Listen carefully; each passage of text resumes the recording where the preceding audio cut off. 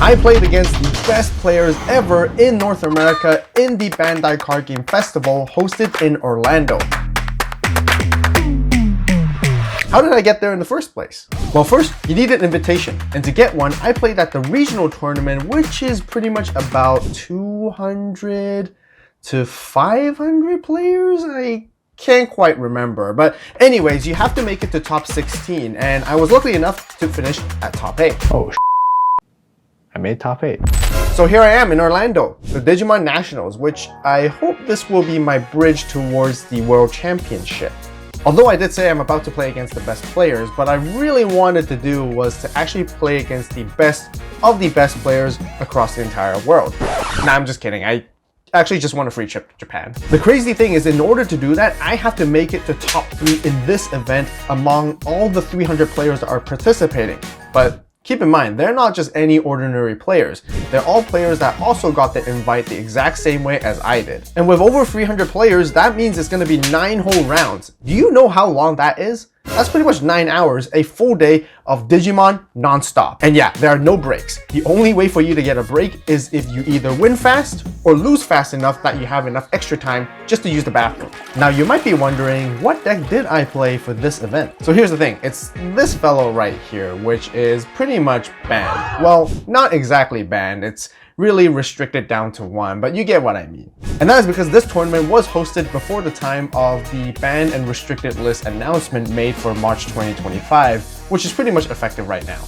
But if you want to know exactly why I brought this deck, I pretty much made a full video guide talking about the ins and outs and all the advanced strategies about it, which you can find the video right here. So it started out with me flying to Orlando, and as soon as I landed, the cool thing was that I was able to check in early at the airport for the event that I was playing in. Talk about convenience. After getting my competitor's badge and a bag full of goodies with packs and prizes that you get for participating right off the bat, I sure was hungry, and I've been hearing a lot of hype lately with Raising Cane's, and there's been a lot of crazy hype lately on their special sauce, so I had to go try it out for myself. And guess what? They were right. Pretty hype. After getting some food, I just couldn't wait to open up my participation packs. All right, we just got back to the Airbnb and let's check out what we get for participating. I think this is pretty cool to see. First off, getting a participant mat. Ooh, okay. The 3 Musketeers with Beostar, Magna Kid, and Gundra, and of course the goodie bag with our competitor badge. Okay, with Demon Slayer Union Arena coming up. What else do we got right here? A bunch of packs for sure. Ooh, Gundam. Play Link the New Universe, Union Arena. Oh, okay. You get like a little manga comic kind of thing. That's pretty sick. But yeah, we're mainly here for this stuff. Okay, so this is the participation kind of pack. There's like 1 promo card for each game. So One Punch Man for Union Arena Action Point card. Battle Spirits, Monkey D. Luffy. Digimon Liberator, this is a fantastic artwork right here. Love it. Oh, yeah, such a cool composition with all the characters. And Virus Fighter Mode 2, which we seen what the new card does already. So Son Goku. And we also get an extra Monkey D. Luffy here. Just for 1 piece? Okay, none for Digimon, but that's okay. Yeah, just 1 card, I believe. Yeah. Okay. Event Pack 7. Let's open this up. See what we can get here. Ooh, Death X. Very much needed. This was also printed in the LM set, but the difference is that the event pack doesn't have any textures, whereas the LM set does instead. Another event pack 7. Is that proof of them? Oh, it's a Sister Mom Blanc. Same thing, I think this was also in the LM set with foiling. I mean, they're both foil, but yeah, the other one's got texture. Oh, this is definitely what we're looking forward to. The Championship Pack 2024 with some really nice exclusive alt arts that you can only get from playing this. Gabumon for BT17. Agumon, okay, very nice. These are alt arts that you're gonna need for the Omnimon deck. Nice. Oh, Hellugarmon here. with Manzemon. Oh, lovely stamps. Lovely, lovely alt arts. What do we have here? Soul Lugarmon and Hell Lugarmon. Yeah, any of you guys are Lugamon fans? Takemi Kazuchi fans are eating well for sure in this pack, 100%. Ooh, another Soul Lugar and a Manze. Love it. Yeah, these look fantastic, honestly. The last pack right here. Hellugar and Mother D Reaper. Kind of like the original art, but with the background with all the other D Reaper monsters being part of it. Nice. First day of landing was great so far. I already submitted my deck list, I was confident with my deck choice, and overall I am excited to play. And all I really need was a good night's sleep. Day one was good so far. I got to the venue early enough and the tournament started off right on time. And that was until I sat down on my table for the very first match. And here I am, sitting across my opponent. If you don't know who this guy is, well, let me tell you. He's the world champion from the last year, Peter, also known as Mr. Schmid. Oh boy, was I mentally not prepared for such a challenge right off the bat. And on top of that, he is playing 7 Great Demon Lords, which is a pretty good deck against Mirage. And he even included his special security control spice, which was what he's known for.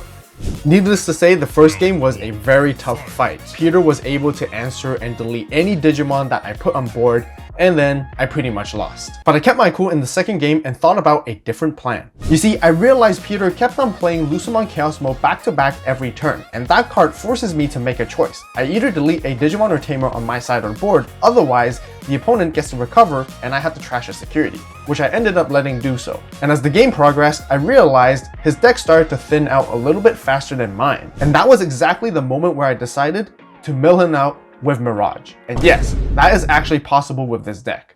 Let me explain, because the EX4 Gaomon and the BT16 Galgamon makes both players draw a card when they're either played or digivolved. And all I had to do was loop that over and over again because the EX6 Huankunmon pretty much lets me play out my Gaomon from my sources for free. And I kept on repeating that over and over again until he had no more cards left in his deck. And in Digimon, if you're not able to draw a card at the start of your turn from your deck, you lose. But unfortunately, we ran out of time in the end because both the first 2 games took a little while, so we actually ended up with a draw. And you know what, at the end, I thought to myself, I'll take it. Neither a win or a loss against the world champ is pretty much good enough for me. Then it was time for the second round, which I played against the Imperial Magnamon deck, and I ended up losing. But that's okay, I still had a chance to make it to Top Cut as long as I can win the rest of the matches, so then I can proceed to day 2. So I kept my head up and won my next 2 matches, which were also against a Magnamon as well as Hunters, which is really cool to see. Round 5, I played against Purple Hybrid. I won the first game, and then the opponent won the second, which came down to game 3. At the very final moment, I bricked. I couldn't find any cards I needed to get my engine going, and that pretty much lost me the game. But the good news is that as long as I still continue to win the rest of my matches, I still have hope to make it to day 2. And that's what they all say, right? And that was when I faced against Purple Hybrid again the next round, which I lost. But I have no one else to blame other than myself, as I made a fatal misplay during the game, which I could have actually won way earlier. Surely, I was bummed down by the fact that I no longer have a chance to proceed any further this year, but I set myself a goal and told myself not to give up to try to finish the rest of the tournament as best as I could. Which surprisingly I did, as the remaining 3 rounds I faced off against Bloomlord, Lugamon, and the Blue-Green Imperial deck, which I won against all of them. After 9 whole hours of Digimon, the results were in, and I managed to finish 75th. Having a good time for the rest of the weekend was most important to me, and I wanted to explore the venue, which I didn't get to from day 1.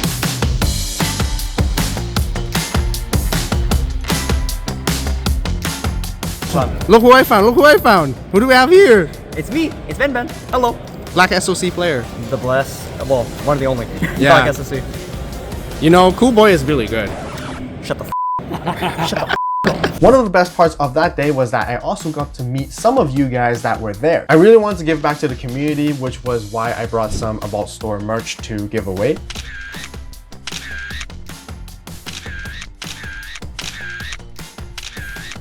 And I just want to let you all know I really appreciate you guys watching my videos, and without your support, I really wouldn't be able to be doing any of this to either make videos, make merch, make content, and have a good time while doing so. So thank you guys so much. With the event coming to a close, my trip wasn't actually over yet because the true final boss of all entirety of Orlando was actually all the walking I had to do in Disney World and Universal Studios.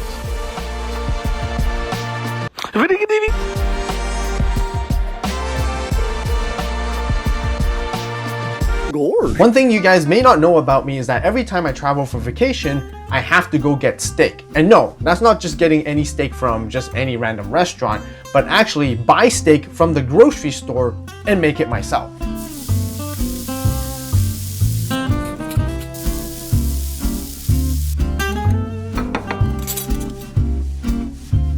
After that, I was happy and satisfied. I pretty much got everything I wanted to get done, and I had a great time during the tournament and learned a lot on how to improve as a player. With global unification, that means all the 3 different languages of English, Japanese, and Chinese will all be simultaneously releasing together from now on.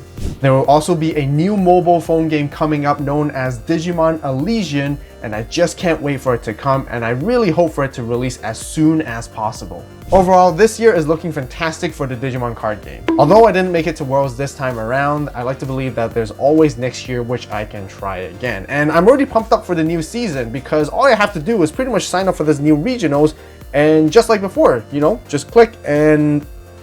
Wait, what? I'm on the wait list?